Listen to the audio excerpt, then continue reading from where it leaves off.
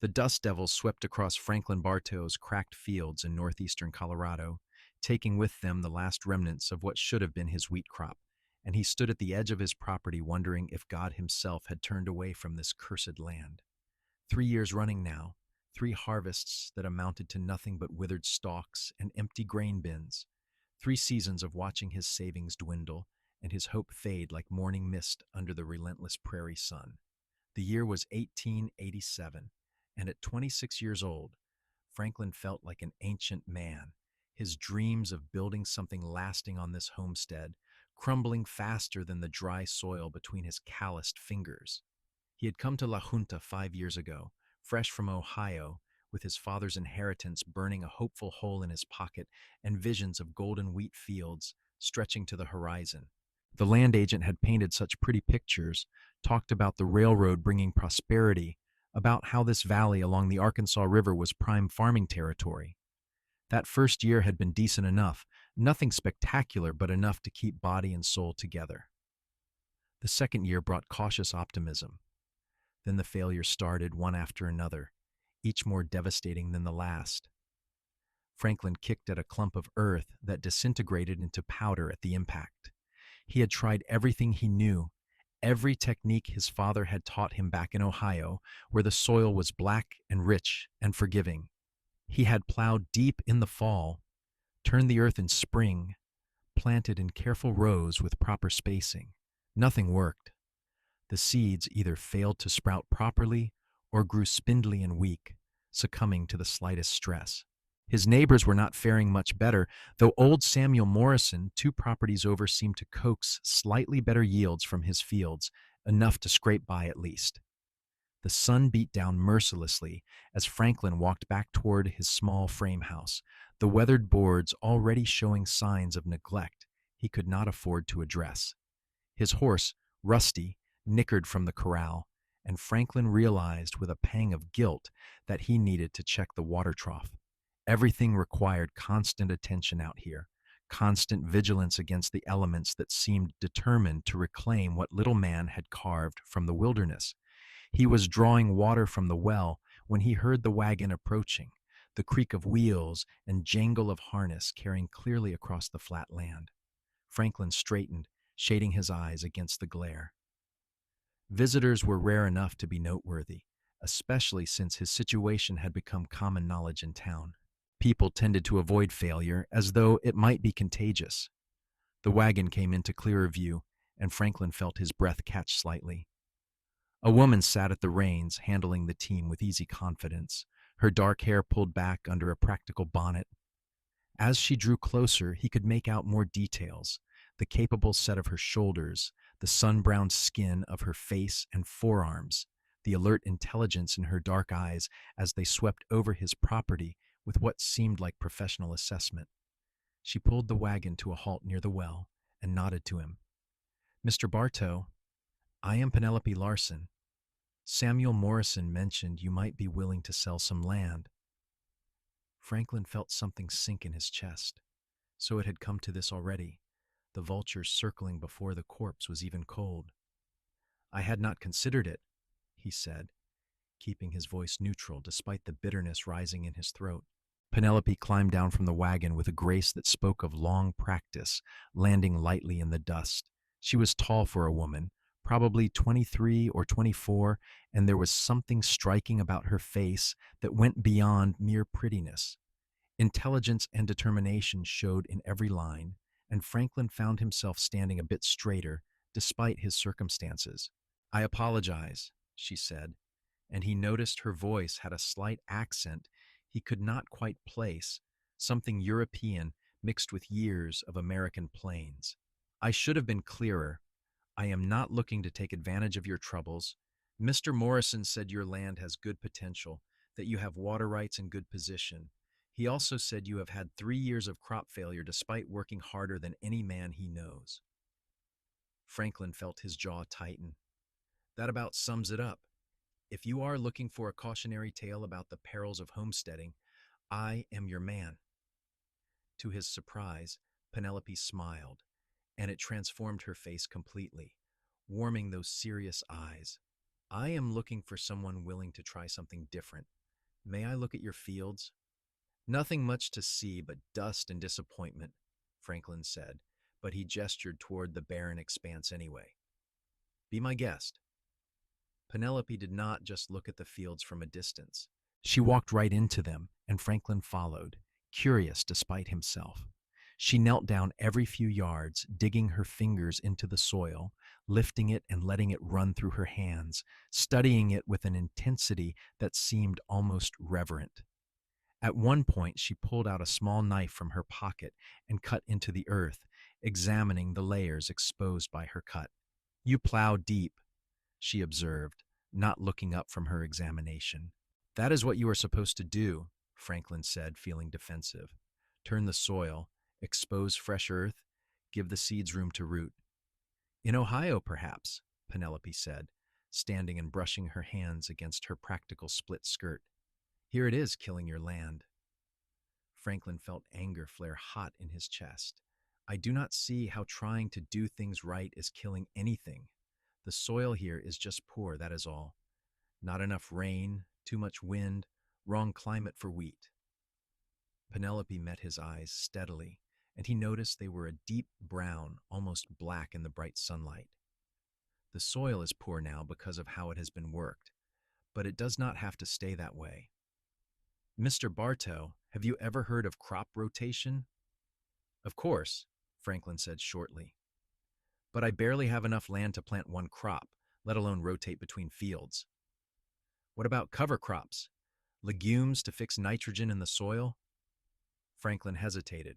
He had heard something about this from his father, but it had always seemed like newfangled ideas without much practical application. Some. Never tried it. Penelope turned in a slow circle, surveying his property with those assessing eyes. Your land has good bones, Mr. Bartow. Good water access, reasonable position protected somewhat from the worst winds by that rise to the north, but the soil is exhausted and loose. Deep plowing in this climate exposes too much earth to the wind and sun. The moisture evaporates before the plants can use it, and the topsoil blows away with every storm. Something in her certainty made Franklin pause. You sound like you know what you are talking about. I grew up in Nebraska, Penelope said. My father was a farmer from Prussia, came over in 1870. He brought techniques from the old country, ways of working difficult soil that had been developed over centuries. When he died 2 years ago, I inherited his knowledge and his determination to make something grow where others said it could not be done. I am sorry about your father, Franklin said automatically, then felt the words were inadequate. He tried again. What happened to his land? A shadow passed over Penelope's face. Sold to pay his debts. He had a run of bad luck at the end. Combination of hail and grasshoppers that wiped out 2 years of crops. The bank would not extend more credit. She squared her shoulders. But before that, he had 10 good years, pulling crops from land his neighbors swore was worthless. I learned everything he knew, Mr. Bartow, and I am looking for a chance to prove those techniques work, to build something again. Franklin studied her, trying to understand what exactly she was proposing. Why come to me? If you know so much, why not get your own land? Penelope laughed, but there was no humor in it. Because banks do not lend to unmarried women, and most men will not sell to one either. Because I have knowledge but no capital, no equipment, no seed stock. Because I have been traveling through eastern Colorado for 3 months now, talking to farmers, looking for someone desperate enough to take a chance on methods that seem strange. She met his eyes directly. You are that desperate, Mr. Bartow. We both know it. The bluntness should have offended him, but instead, Franklin found it almost refreshing. She was right, after all. One more failed harvest, and he would lose everything anyway. What exactly are you proposing? Partnership, Penelope said simply. You have the land, the equipment, the seed. I have knowledge that could turn your failures into success. We work the land together my way, and split the profits. If it fails, you are no worse off than you would have been. If it succeeds, we both win." Franklin turned away, looking across his barren fields. Every instinct told him this was crazy, that listening to a woman about farming was foolishness, that her father's techniques from Prussia probably had no application to the Colorado plains. But those same instincts had led him to 3 years of failure, had brought him to the edge of ruin. What did he have to lose except pride? And pride would not fill an empty belly. "What would you do differently?" he asked finally. Penelope's face lit up with an enthusiasm that made her beautiful. "First, we stop the deep plowing. We work the soil more shallowly, preserve what moisture we can. Second, we plant cover crops immediately, something that will put nutrients back into the earth and hold the soil together. Third, we add organic matter, anything we can find, manure, plant waste, anything that will build up the soil structure. Fourth, we use crop rotation, even on limited land. Different plants take different nutrients and give different things back." "That sounds like it would take years," Franklin said slowly. "The cover crops and initial soil building can start now," Penelope said. "By next spring, we could see real improvement. By the year after, this land could be productive again." She paused. "I know it sounds impossible, Mr. Bartow, but I have seen it work. My father took dead land and brought it to life. Let me show you." Franklin thought about his dwindling savings, about the knowing looks from townspeople when he went into La Junta for supplies, about the probable foreclosure that loomed in his future.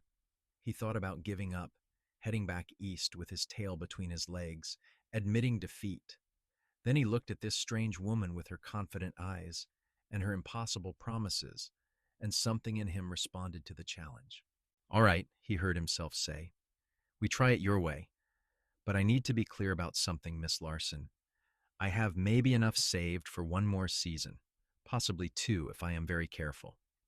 If this does not work, I lose everything." "Understood," Penelope said, extending her hand. "I will work as hard as you, harder if necessary, and I will not take a share of profits until you have recouped your investment. Fair?"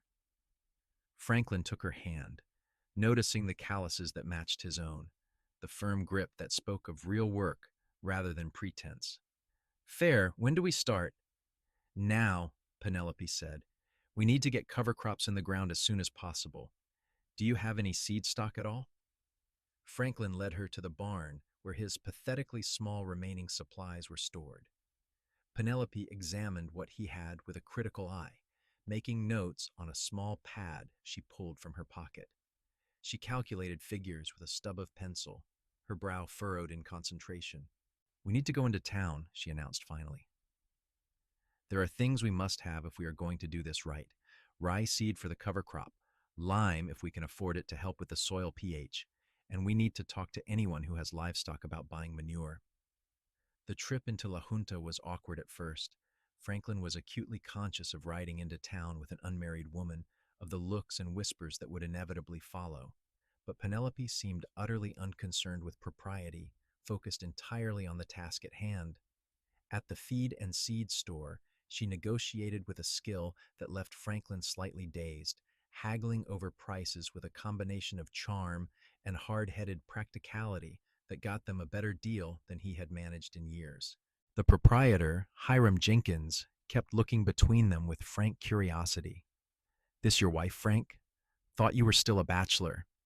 "Business partner," Franklin said firmly, before Penelope could respond. "Miss Larson has expertise in soil management." Hiram's eyebrows rose toward his hairline, but he was savvy enough not to comment directly. "Well, good luck to you both. Lord knows this country could use some expertise in making things grow." They loaded the wagon with supplies, carefully counted out from Franklin's precious remaining cash. Penelope then directed them to several farms on the outskirts of town where she had apparently already made inquiries about manure. The farmers were happy enough to let them haul away what they considered waste, though Franklin endured more than one knowing look and ribald comment about the pretty woman he had suddenly acquired. By the time they returned to the farm, the sun was lowering toward the western horizon, painting the sky in shades of gold and crimson. Franklin helped Penelope unload the wagon, noting how she worked with an economy of motion that spoke of long experience with physical labor. "Where are you staying?" he asked suddenly, realizing he had not thought about the practical arrangements of this partnership. Penelope gestured to her wagon. "I have been camping. Do you have a barn where I could shelter?" Franklin looked at the barn, which was weathered but solid enough. Then he looked at his house, thinking of the small second bedroom he had optimistically included when building it, dreaming of a future family that now seemed impossibly distant. The proper thing would be to let her camp, to maintain strict propriety. But something in him rebelled at the thought of this woman who was trying to save his farm, sleeping in a drafty barn. "The house has a spare room," he heard himself say. "It is not much, but it is weatherproof and has a real bed. I will not have a partner of mine sleeping in the barn like livestock." Penelope studied him for a long moment, and he wondered what she saw in his face. "That is generous, Mr. Bartow, but I would not want to compromise your reputation or mine." "I think my reputation as a failed farmer is about as compromised as it gets," Franklin said dryly. "And frankly, Miss Larson, anyone who thinks poorly of a woman for wanting a roof over her head can answer to me. You will work hard enough in the coming days. You deserve a decent place to sleep." A smile touched Penelope's lips, softer than her earlier expressions. "Then I accept. Thank you." They worked together to bring her few possessions into the house, and Franklin found himself noticing small details: the efficient way she organized her space, the worn but carefully maintained nature of her belongings, the books that comprised a surprising portion of her luggage. He glimpsed titles about agriculture and soil science, but also poetry and novels. Over a simple supper of beans and cornbread, they began to plan in earnest. Penelope sketched out a schedule that made Franklin's head spin with its ambition. They would spend the first weeks focusing on soil amendment, spreading manure, and working it in shallowly. Simultaneously, they would plant the rye as a cover crop, which would grow quickly and help hold the soil together while adding nutrients. Come spring, they would work the rye back into the ground and plant wheat again, but in rotation with sections of clover and other nitrogen-fixing crops. "It sounds like a lot of work," Franklin said, studying her sketches by lamplight. "It is a lot of work," Penelope agreed. "But it is purposeful work, building towards something rather than just repeating the same failures and hoping for different results." Franklin could not argue with that logic. As they sat there in the lamplight, two near strangers planning an uncertain future, he felt something shift inside him, a small kindling of hope he had thought completely extinguished. Maybe, just maybe, this could actually work. The next morning they began before dawn, and Franklin quickly learned that Penelope had not exaggerated about working hard. She attacked the labor with a fierce determination that left him struggling to keep pace despite his greater physical strength. They hauled wagon load after wagon load of manure from town, spreading it across the fields with methodical care. It was backbreaking, unglamorous work, and more than once, Franklin found himself wondering what he had gotten into. But there was something infectious about Penelope's conviction. She worked with her entire being, as though willing the land to respond to her efforts. When they paused for water and brief rests, she would scoop up handfuls of the amended soil, showing him the slightly improved texture, the way it held together marginally better than the powdery dust it had been before. "See," she said, her face flushed with effort and enthusiasm. "Already it is changing. The organic matter gives the soil structure, helps it retain moisture. By the time we are done, your fields will remember how to be alive." Franklin found himself watching her more than the soil, captivated by her passion. There was something luminous about her in these moments, something that went beyond physical appearance into a deeper beauty of purpose and commitment. He realized with a start that he was beginning to understand why she had come all this way, why she had been willing to take such a risk on his failing farm. This was not just business for her. This was a calling. They fell into a rhythm over the following days, working in companionable silence punctuated by occasional conversation. Franklin learned that Penelope's mother had died when she was young, that she had been raised by her father to be independent and capable. She had been educated beyond what was typical for a woman of her station, attending a small college in Nebraska for 2 years before her father's financial troubles had forced her to return home. He felt terrible about that, she said one evening, as they sat on the porch after another grueling day. But I told him knowledge gained in fields and soil was worth more than anything I would learn from books alone. He taught me to see the land as a living thing, not just dirt to be dominated, but a complex system to be understood and worked with. Sounds like he was a wise man, Franklin said. He was, Penelope said softly. I wish he could have seen this, could have known his knowledge would continue beyond him. Franklin studied her profile in the fading light, the determined set of her jaw, the faraway look in her eyes. I think he would be proud of you. She turned to him with a slight smile. I hope so. What about you, Mr. Bartow? Why did you come out here? Call me Franklin, he said. Mr. Bartow makes me feel ancient. As for why, I suppose I was looking for something that was mine, you know? My father was a tenant farmer in Ohio, worked land that belonged to someone else his entire life. When he died and left me a bit of savings, I wanted to own something, to build something that could not be taken away on a landlord's whim. He laughed bitterly. Turns out the land itself can take it away just as effectively. Not the land, Penelope said firmly. Your crops failed because of technique, not because the land is against you. The land is neutral. Franklin, it responds to how it is treated. Treat it right, and it will give back. Franklin wanted to believe her, and with each passing day, that belief grew a little stronger. The cover crop of rye began to sprout, tiny green shoots pushing up through the amended soil. To Franklin's amazed eyes, it seemed almost miraculous after 3 years of watching seeds wither and die.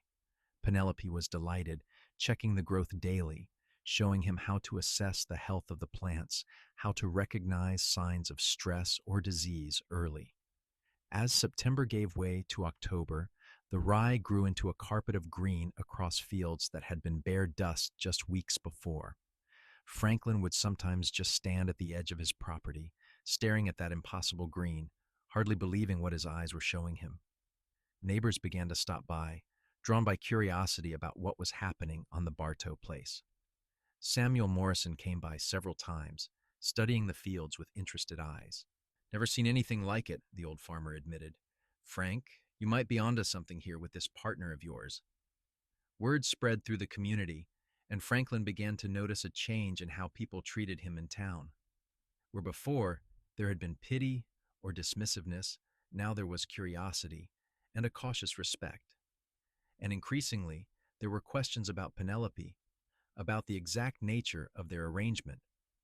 Franklin found himself defending her honor more than once, making clear in no uncertain terms that their partnership was strictly professional. But even as he said it, he was becoming aware that his feelings were developing into something more complicated than mere business partnership. He found himself watching for her smile, listening for her laugh, noticing small details like the way she pushed loose strands of hair behind her ear when she was concentrating, or how her eyes crinkled at the corners when she was amused. For her part, Penelope seemed focused entirely on the work, seemingly oblivious to the growing talk or to Franklin's increasing awareness of her. She approached each day with the same fierce determination, coaxing life from soil that had seemed beyond redemption. But occasionally Franklin would catch her watching him with an expression he could not quite read, something that might have been calculation or might have been something warmer. The first frost came in late October, killing back the rye, but leaving a mat of organic material that would decompose over the winter. Penelope assured Franklin this was all part of the plan, that the dead plants would continue to feed the soil even as they died. They spent the shortened days of late autumn doing maintenance work, repairing equipment and fences, preparing for the crucial spring planting that would determine whether their gamble paid off. As winter settled in with bitter cold and occasional snow, Franklin became increasingly conscious of Penelope's presence in his home. The evenings were the hardest, sitting by the fire after supper, the wind howling outside, while warmth and lamplight created an intimate bubble inside. They would talk for hours about everything and nothing, their conversations ranging from farming techniques to books to dreams and disappointments. One night in early December, a particularly fierce blizzard pinned them inside for 2 days. The wind shrieked around the house like a living thing, and snow piled against the walls in drifts that reached halfway up the windows.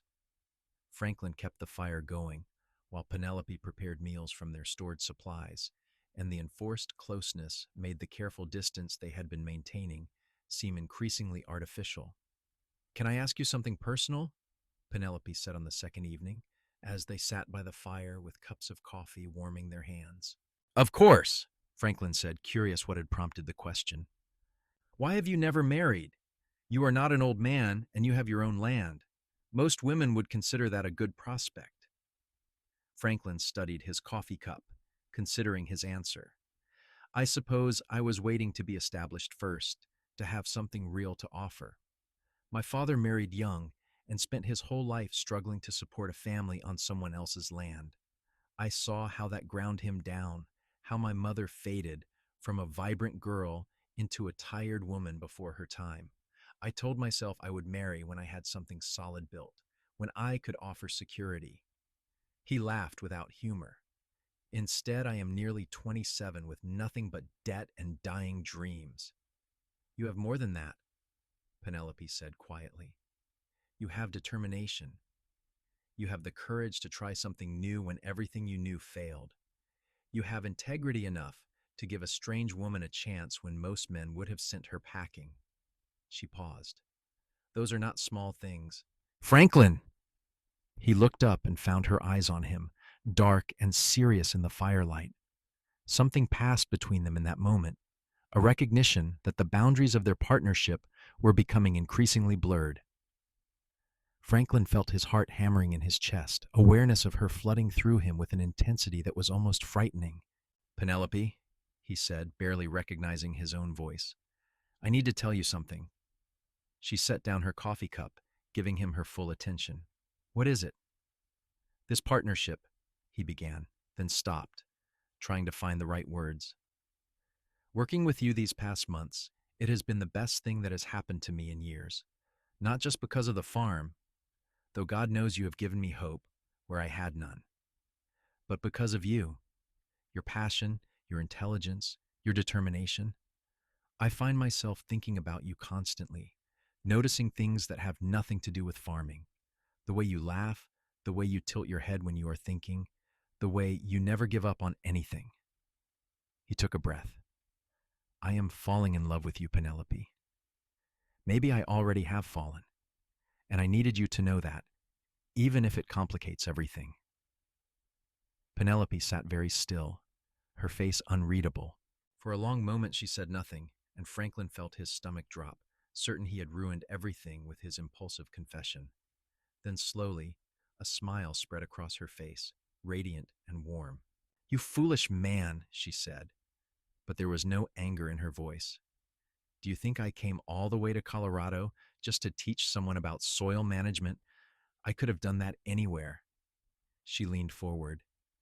"I stayed because of you, Franklin, because you listened when other men dismissed me, because you had the courage to take a chance, because you treated me as an equal, not as something less than or other than.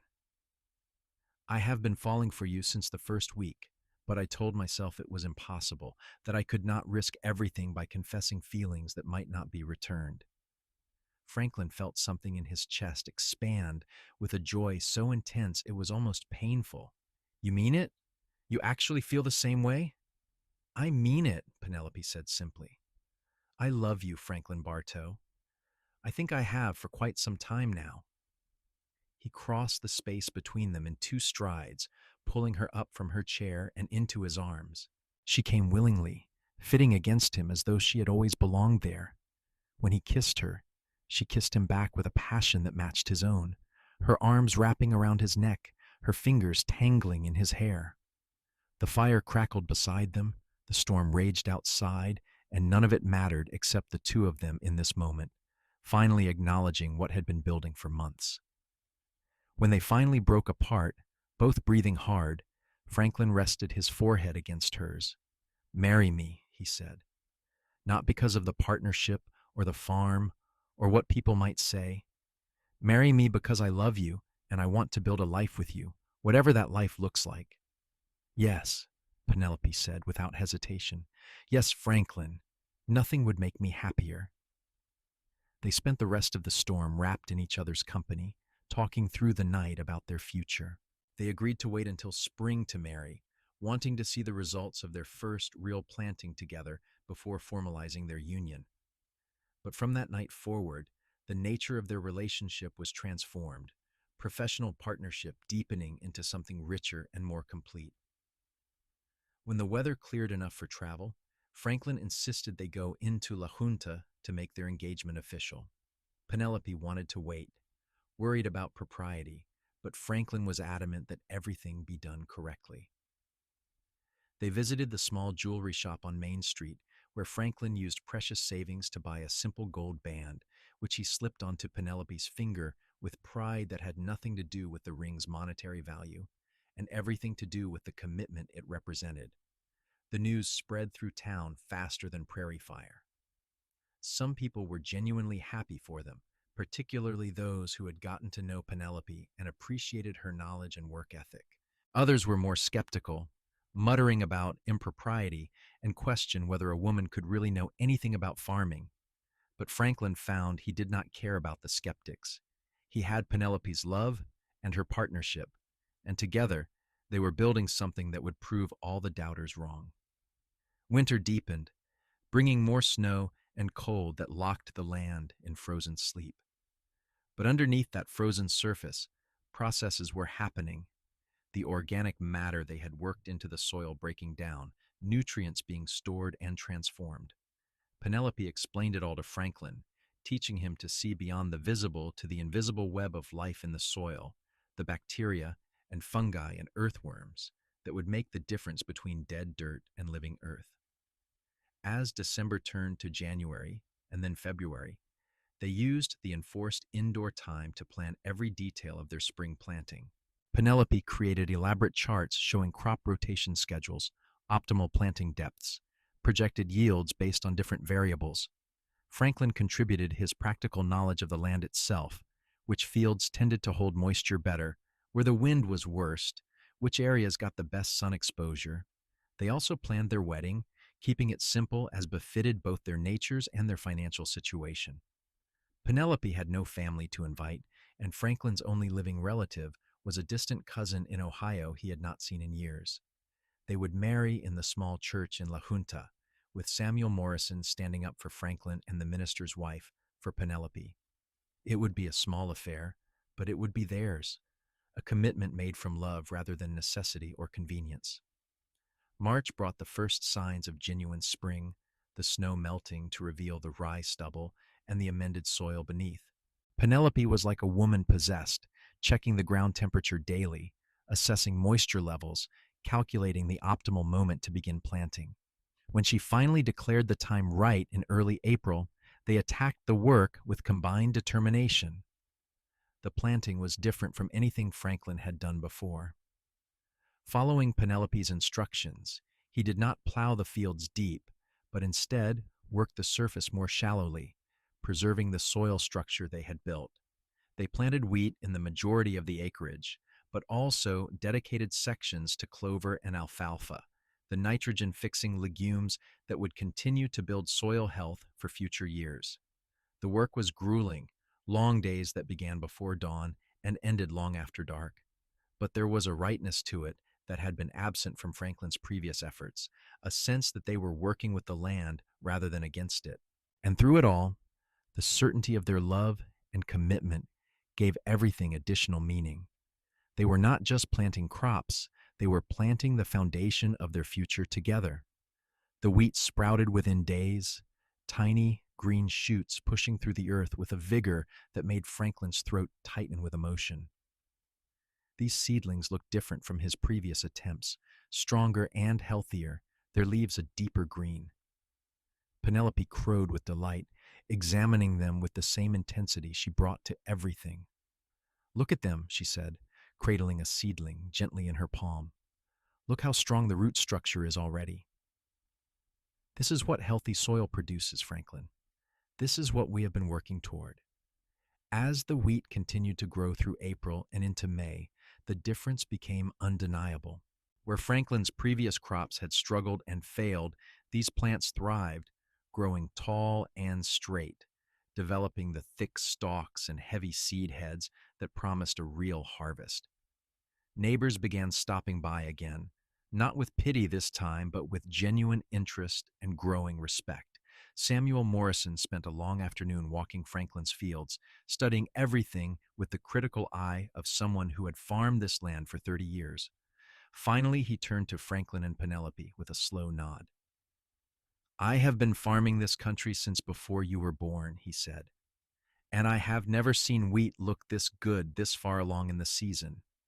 Whatever you two are doing, you have figured out something the rest of us have not. I would be obliged if you would share some of your knowledge." Penelope beamed at the recognition, and over the next weeks, she began holding informal sessions with interested farmers, teaching them the techniques her father had brought from Prussia. Not everyone was receptive. There were plenty who thought her ideas too radical, or who could not get past the fact that the knowledge came from a woman. But enough were willing to listen and try that Franklin began to see small changes in how neighboring farms were managed. Their wedding took place on a perfect May morning, the sky a brilliant blue and the air sweet with the scent of growing things. Penelope wore a simple dress she had sewn herself, cream-colored cotton with practical lines that suited her personality perfectly. Franklin wore his best suit, carefully brushed and pressed, feeling like the luckiest man alive as Penelope walked down the short aisle to stand beside him. The ceremony was brief but meaningful, their vows spoken with conviction that brought tears to more than one eye in the small congregation. When the minister pronounced them husband and wife, Franklin kissed Penelope with a joy that felt too large for his body to contain. This woman, this brilliant, determined, passionate woman, was his wife. They were partners in every sense of the word, bound together by love and shared purpose. The small reception at the church hall was modest but warm, with food contributed by various community members and genuine good wishes from most in attendance. As Franklin watched Penelope laugh and talk with the other women, he marveled at how much his life had changed in less than a year. He had gone from alone and failing to married and hopeful, from despair to genuine optimism about the future. They spent their brief honeymoon at the farm, unable to afford anything else and unwilling to leave during the crucial growing season. But working together as husband and wife brought its own sweetness, a new intimacy layering onto their existing partnership. The physical side of their marriage was a revelation for both of them, passionate and tender by turns, another way they communicated the depth of their feelings for each other. June brought heat and the constant need for vigilance against pests and disease. Franklin learned more in those weeks than he had in his previous years of farming, as Penelope taught him to recognize problems early and address them before they became disasters. They dealt with an infestation of cutworms, using techniques that involved careful handpicking and encouraging beneficial insects rather than the poisons some farmers relied on. "Everything is connected," Penelope explained as they worked through the rows. "If you poison the pests, you poison everything else too. Better to work with nature's balance, to encourage the predators that keep pests in check naturally." By July, it was clear they were heading toward a successful harvest. The wheat stood tall and golden, seed heads heavy with grain that swayed in the prairie wind like waves on a golden ocean. Franklin would sometimes just stand and look at it, hardly able to believe this was real, that after 3 years of failure, he was looking at what promised to be not just an adequate crop, but a genuinely good one. "We did it," Penelope said, coming to stand beside him one evening, as they surveyed their fields. Or rather, the land did it. We just gave it what it needed to thrive. You did it, Franklin corrected, pulling her close against his side. You knew what the land needed when I did not. You saved this farm, Penelope. You saved me. We saved each other, she said, leaning her head against his shoulder. I needed this as much as you did, Franklin. A place to belong, a chance to prove my father's knowledge was worth something, someone who saw me as more than just a strange woman with odd ideas. The harvest in August was everything Franklin had dreamed of and more. The yield was not record-breaking, but it was solid and respectable. Tons of good quality wheat that fetched fair prices at the grain elevator in La Junta. More importantly, it was proof that the techniques worked, that the land could be productive when treated properly. When Franklin deposited the payment at the bank, clearing his debts and still having money left over, he felt a weight lift from his shoulders that he had been carrying for 3 years. The banker, who had been increasingly nervous about Franklin's accounts, was visibly relieved and newly respectful. Glad to see you have turned things around, Mr. Bartow, he said, counting out the remainder of Franklin's money. We had been concerned, but it seems your new farming methods have paid off. My wife's methods, Franklin corrected firmly. Credit where it is due. Penelope Bartow is the reason this farm is successful. The banker's expression flickered with something that might have been discomfort or surprise, but he nodded. Well, give her my compliments then. Not many women could accomplish what she has. Franklin bit back the retort that not many men had accomplished it either, settling for a tight smile. Let them think what they wanted. He and Penelope knew the truth, and that was what mattered.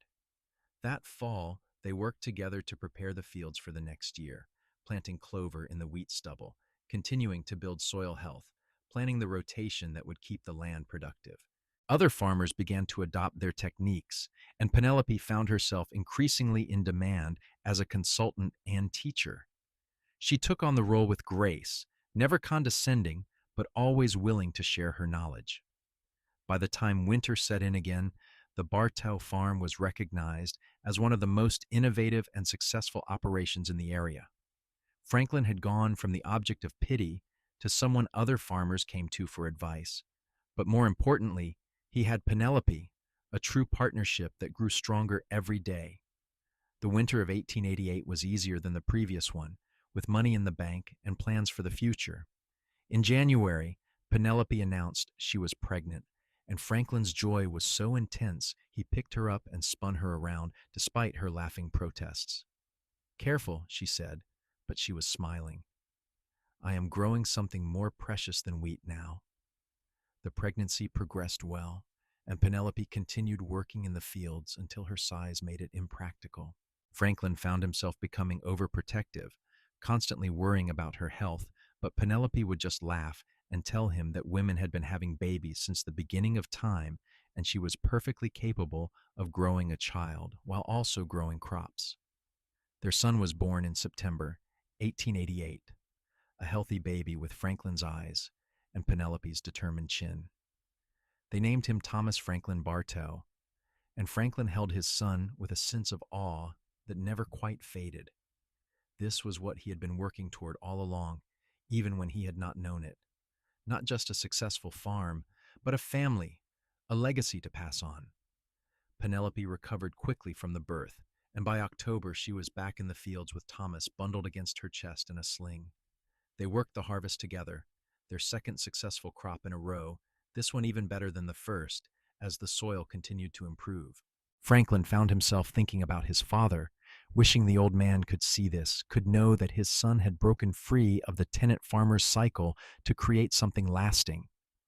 The years began to flow by with the rhythm of the seasons. Plant in spring, tend through summer, harvest in fall, plan and rest through winter. Each year the farm became more productive, the techniques they had pioneered becoming more refined. Their family grew as well. A daughter, Patricia, was born in 1890, followed by another son, Samuel, named for the neighbor who had first suggested Penelope talk to Franklin, born in 1892. The farm prospered enough that they were able to add additional acreage, buying out a neighbor who was retiring. Franklin built proper additions onto the house, giving each child their own room, adding a study where Penelope could keep her extensive notes and agricultural journals. She had become something of an expert, publishing articles in farming journals about soil conservation and sustainable agriculture, though she always had to fight for recognition in a field dominated by men. By 1895, the Bartow farm was one of the most successful in eastern Colorado. Franklin was 34 years old, still young enough to work hard but old enough to appreciate how far he had come. Penelope, at 32, had become a recognized authority on innovative farming techniques, consulted by agricultural extension services and universities. But despite their success, they never forgot the lean years, the 3 seasons of failure that had brought them together. Franklin kept a jar on a shelf in the barn, filled with dust from those failed fields, as a reminder of where they had started.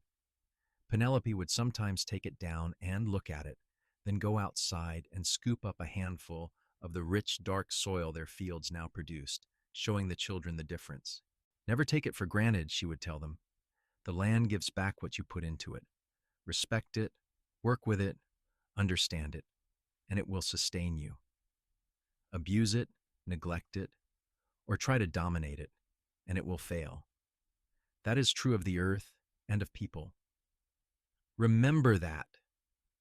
Thomas, now 7 years old, and already showing his mother's intelligence and his father's steady determination, would nod seriously. Patricia and Samuel were still too young to fully understand, but they would learn in time. The farm would be there for them, productive and thriving, a legacy built on love and respect for the land and for each other. On a warm evening in late summer 1895, Franklin and Penelope stood together at the edge of their fields, watching the sunset paint the sky in shades of gold and crimson. The wheat was ready for harvest, another successful crop, but for a moment they just stood together, his arm around her waist, her head on his shoulder, 3 children playing in the yard behind them. "Do you ever regret it?" Franklin asked quietly. "Giving up your independence to tie yourself to a failing farmer?" Penelope laughed, the sound rich and warm. "You were not failing, you were learning. There is a difference. And I did not give up my independence, Franklin. I gained a partner who saw my worth, who listened to my ideas, who helped me build something lasting. How could I regret that?" "I love you," Franklin said, "not for the first time and not for the last. I thank God every day for that moment when you drove up in your wagon with your impossible ideas and your stubborn certainty." "I love you too," Penelope said, turning in his arms to kiss him. "You took a chance on me when no one else would. You gave me a home and a family and a place where my knowledge mattered. We built this together, Franklin. That is worth more than any amount of independence." They stood there as the sun sank lower, their children's laughter carrying on the wind, their fields golden with promise. The years would bring challenges, of course. There would be droughts and storms, pest infestations, and market fluctuations. But they would face it all together, with the knowledge and love and determination that had carried them through the worst of times into prosperity. The farm would continue to thrive under their stewardship, becoming known throughout Colorado as a model of sustainable agriculture. Their children would grow up learning to respect the land and understand its rhythms. Thomas would eventually take over the farm, incorporating new innovations while maintaining the core principles his mother had taught. Patricia would become a teacher, educating the next generation. Samuel would become an agricultural scientist, carrying his mother's legacy forward into the 20th century. But all of that was still to come. For now, there was just this moment, a man and a woman standing together in the land they had brought back to life through knowledge and love and sheer determination.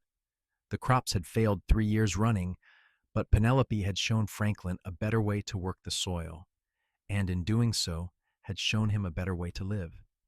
Together, they had built something that would last, rooted as deeply in love as it was in the good earth of the Colorado plains. As the first stars began to appear in the darkening sky. They walked back to the house hand in hand, calling their children in for supper. The barn was full of equipment and supplies, the cellar stocked with food for the winter, the accounts balanced with money in the bank. But more than any material success, they had each other, a love that had grown from desperate circumstances into something unshakable and true. That night, after the children were in bed, Franklin and Penelope sat on their porch as they had so many times before, listening to the night sounds of the prairie. A coyote called in the distance, and somewhere an owl hooted. The air was soft and warm, carrying the scent of wheat and earth and growing things. "Tell me again," Franklin said, as he sometimes did. "Tell me how you knew it would work." Penelope smiled, knowing what he needed to hear. "I knew because the land is always ready to give back when treated with respect. I knew because my father taught me to see what others overlooked, but mostly I knew because I believed, and I needed you to believe too. Faith in the land, faith in the process, faith in each other. That was the real secret, Franklin. Everything else was just technique." "Best investment I ever made," Franklin said. "Taking a chance on a strange woman with a wagon full of ideas." "Best risk I ever took," Penelope countered, "trusting a failing farmer to listen to those ideas." They sat in comfortable silence for a while. Then Franklin spoke again. "Samuel Morrison came by today. Says he wants to retire, sell his land.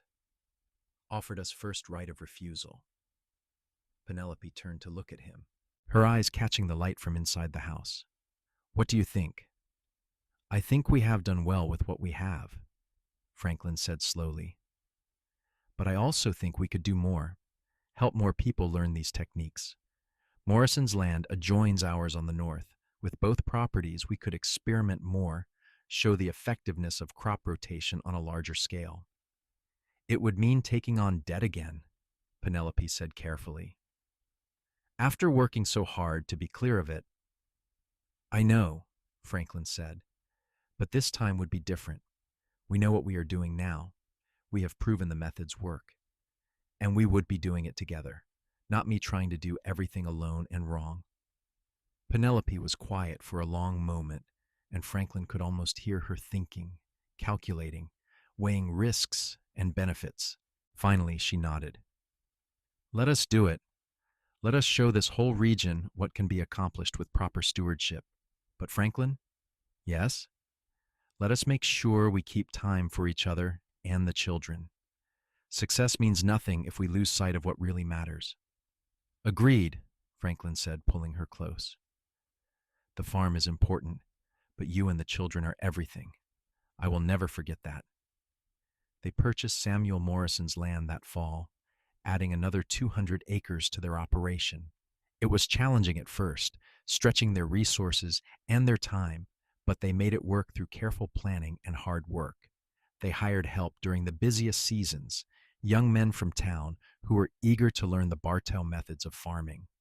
One of these young men, a 19-year-old named David Carson, showed particular aptitude and interest. He was bright and hardworking, asking intelligent questions and showing genuine passion for the work. Penelope took him under her wing, teaching him as her father had taught her, and Franklin found himself thinking about legacy, about how knowledge passed from generation to generation. The turn of the century found the Bartow family thriving. Thomas was 12, already capable of real work on the farm. Patricia was 10, showing more interest in books than in agriculture, but deeply connected to the land nonetheless. Samuel was 8, a curious and energetic boy who wanted to understand how everything worked. Franklin was 39, still strong and capable, but beginning to feel the accumulated wear of years of hard physical labor. His hands were permanently calloused, his face weathered by sun and wind, but he wore the marks of his work with pride, badges of honor earned through years of productive partnership with the land and with his wife. Penelope was 37, and if anything, she had grown more beautiful with the years. There was a confidence and capability about her that commanded respect even from those who initially dismissed her because of her gender. She had published enough articles and given enough successful consultations that her reputation extended far beyond La Junta. Universities sought her input on agricultural programs, and the State Agricultural Extension Service regularly asked her to speak at farmers' gatherings. On their 12th wedding anniversary in May 1900, Franklin surprised Penelope with a trip to Denver. It was the first time either of them had left the farm for more than a day since their wedding, and Penelope protested at first about leaving the children and the work. Thomas is old enough to manage things for a few days with David's help, Franklin insisted. And you deserve a break, Penelope. When was the last time you did something just for yourself, not for the farm or the children, or because someone needed your expertise? Penelope could not answer because she could not remember, so she allowed herself to be convinced, and they took the train to Denver, feeling like youngsters on an adventure. They stayed in a modest hotel and spent their days exploring the city, marveling at the bustle and variety after years of rural life. But the high point of the trip was a visit to the State Agricultural College, where Penelope had been invited to give a lecture on soil conservation. Franklin sat in the audience, watching his wife command the attention of farmers and academics alike, explaining complex concepts with clarity and passion. He felt his chest swell with pride, thinking about how far she had come from the woman in the wagon, offering her knowledge to a desperate farmer. After the lecture, several people approached Penelope with questions and offers of collaboration. Franklin noticed one older professor in particular, a distinguished gentleman with white hair and an old world accent, waiting patiently until the others had finished. When he finally stepped forward, his eyes were bright with emotion. "Frau Bartow," he said, and Franklin recognized the accent as German. "I knew your father, Hermann Larson. We corresponded about agricultural methods for many years. I was devastated to hear of his death, but hearing you speak today, seeing how you have carried forward his work, it gives me great joy. He would be so proud of you." Penelope's eyes filled with tears. "You knew my father? How is that possible?" "The agricultural community is smaller than you think," the professor said with a gentle smile. "We knew each other through journals and letters, shared ideas across continents. When he wrote about his daughter, who was helping him develop new techniques for American conditions, he was so proud. I see now that pride was well justified." They talked for over an hour, the professor sharing stories about Franklin's father-in-law that Penelope had never heard. Franklin watched his wife's face light up with joy and grief intermingled, and he was grateful they had come on this trip, that she had this chance to connect with her father's legacy in a new way. On the train ride home, Penelope was quiet, gazing out the window at the passing landscape. Franklin held her hand, giving her space to process whatever emotions she was feeling. Finally, she turned to him with a soft smile. "Thank you for insisting on this trip. I did not know how much I needed it until now. To have my work recognized, to learn about my father's connections, to know that what we are doing matters beyond just our own farm, it means more than I can say." "You deserve all the recognition in the world," Franklin said. "I am just grateful I get to be part of it, to work beside you and watch you shine." They returned home to find everything running smoothly under Thomas's capable management. Their eldest son had clearly inherited both parents' work ethic and his mother's intuitive understanding of the land. Over the next few years, as he grew into young manhood, he became an increasingly important part of the farm's operation. Patricia developed into a serious student, her nose always in a book when she was not required to help with farm work. She talked about becoming a teacher, maybe even going to college. Franklin and Penelope encouraged her dreams, determined that their daughter would have opportunities that had been denied to Penelope. Samuel remained the most energetic and curious of the three, constantly experimenting with new ideas, sometimes successfully and sometimes disastrously. He reminded Penelope of herself at that age, always questioning, always trying to understand the why behind the what. The farm continued to prosper through the early years of the new century. The techniques that had seemed so radical when Penelope first introduced them were now becoming more widely adopted. The Bartow farm was featured in agricultural journals and textbooks as an example of successful sustainable farming. Visitors came from across the state and beyond to see their methods in action. Through it all, Franklin and Penelope remained partners in every sense. They still worked side by side in the fields when possible, though increasing prosperity meant they could afford more hired help. They still sat on the porch in the evenings, talking through problems and planning for the future. And they still loved each other with the same passion and depth that had carried them through the early struggles. In 1905, when Franklin was 44 and Penelope 42, they celebrated their 17th wedding anniversary with a gathering of friends and neighbors at the farm. It was a joyous occasion with food and music and genuine affection from the community they had become part of. Samuel Morrison, now fully retired and living in town, gave a rambling toast about how he had known from the first that Franklin and Penelope were meant for each other and for success. Thomas, now 17 and a young man rather than a boy, raised his own glass. To my parents, who taught me that success comes from working with nature rather than against it, from partnership rather than domination, from love and respect in all things. May their example guide us all. Franklin looked around at the gathering, at his wife beside him still beautiful and brilliant, at his children grown or growing into remarkable people, at the friends and neighbors who had become family, at the land that had once been barren but now thrived under proper care. He thought about that desperate day 14 years ago when a woman with a wagon full of impossible ideas had driven into his life and changed everything. I would like to add something to Thomas's toast, Franklin said, standing and drawing Penelope up beside him. To my wife, who saw potential where I saw only failure, who taught me that the greatest crops we can grow are not measured in bushels of wheat, but in love, family, and knowledge passed forward, who showed me that being strong enough to change, to admit you are wrong, and try something new, is not weakness, but the truest kind of courage. And to my husband, Penelope added, her voice warm with emotion, who had the courage to listen when other men would have dismissed me, who became a true partner, sharing work and dreams equally, who built with me not just a successful farm, but a life worth living. I came to this place with nothing but knowledge and hope. Franklin gave me a home and a family, and a place where I could be fully myself. There is no greater gift. They kissed to applause and cheers, and the celebration continued into the evening.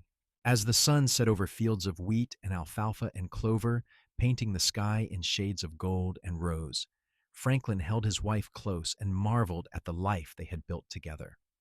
The years continued their steady progression. Thomas eventually married a smart young woman from town named Margaret, and they built a house on the far corner of the property. Patricia went off to college, fulfilling her dream of becoming a teacher, though she returned regularly to visit. Samuel, true to his curious nature, attended agricultural school and began developing new innovations in crop management that built on his mother's foundation. Franklin and Penelope gradually stepped back from the day-to-day operations of the farm, though they remained involved in planning and decision-making. They had trained the next generation well, and Thomas and Margaret were more than capable of continuing the legacy. In the evenings, Franklin and Penelope would walk through the fields together, holding hands as they had for decades now. They would talk about the past and the future, about their children and grandchildren, about the land and how it had changed under their stewardship.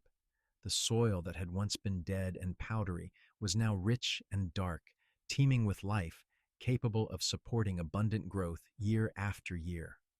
"We did good work here," Penelope said one evening as they walked.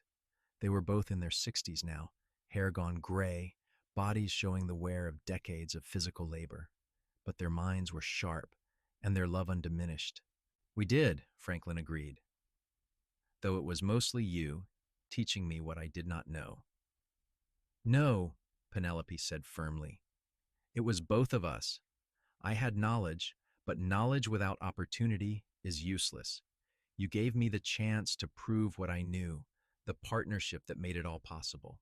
Neither of us could have done this alone." They stood together in the fading light, watching their grandchildren play in the yard, while Thomas and Margaret worked on some project in the barn. The farm stretched around them, productive and thriving. a legacy that would extend long beyond their own lives. I wonder sometimes, Franklin said quietly, what would have happened if you had not come that day? If I had sent you away like I probably should have, like most men would have. But you did not, Penelope said. You took a chance, and everything changed. There is no point wondering about paths not taken, Franklin. This is the life we built, and it is a good one. The best, Franklin agreed, pulling her close. I failed 3 years running, and it brought me to you. Best failure of my life. Penelope laughed, the sound still young despite her years. Then we should celebrate failures more often. Look what can grow from them when you are willing to change, to try something new, to trust someone who sees what you cannot. They walked back to the house as full darkness fell, their path lit by lamplight from the windows. Inside, Margaret had prepared supper, and the grandchildren were eager to eat.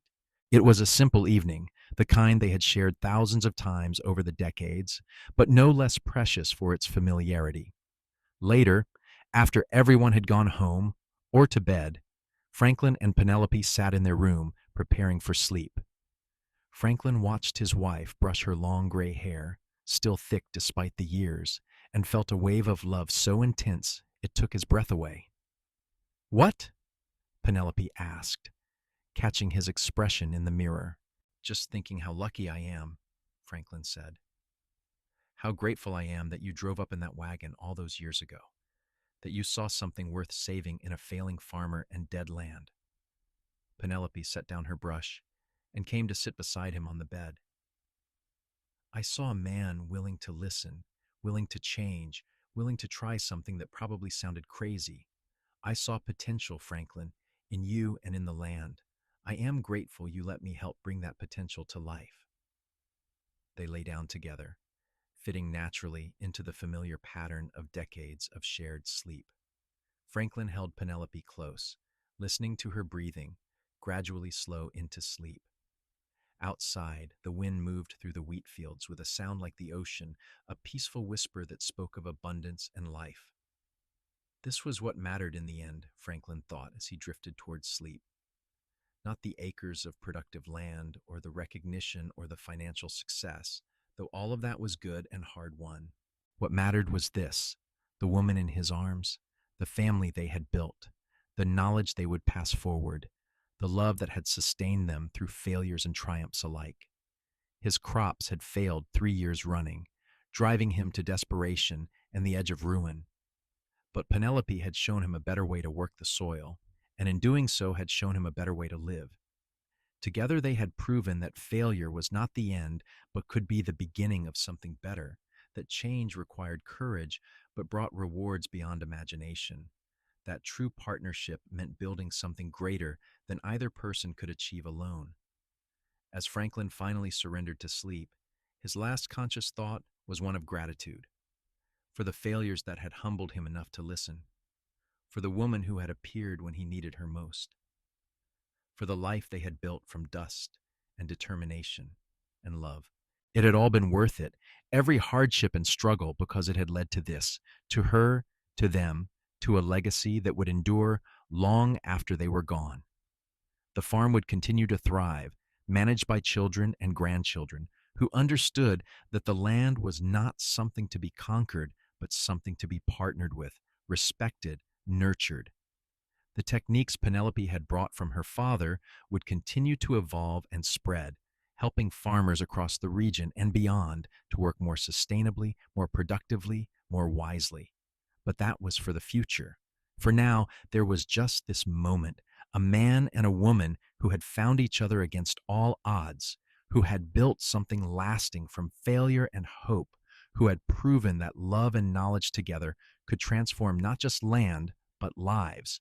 They slept peacefully, surrounded by the fruits of their labor, secure in the knowledge that they had done well, that their story was one worth telling, that the love they had found and nurtured would ripple forward through generations yet unborn. The crops had failed 3 years running, but from that failure had grown something far more valuable than any harvest. It had grown a love story that would be remembered as long as the Bartow farm produced its abundant crops. a testament to the power of second chances, of courage to change, of partnership and respect and enduring love. And in the end, that was the greatest crop of all.